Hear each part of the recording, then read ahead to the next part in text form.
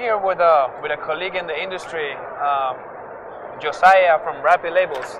Nice to see you again, Josiah. Good to see you again. How you doing? Good, good. And you? Good, I see that you have a new machine over here in this expo fair. Could you tell us a little bit about it? Yeah, I'd love to. It's a great compliment actually to the Rapid Label Systems X1 that we showed you before.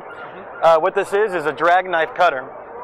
What do? You take the roll when you're done printing on the X1, put it on this machine. What it'll actually do, it'll laminate. It'll cut any shape you need without using any dies through a drag knife system. It's all digital.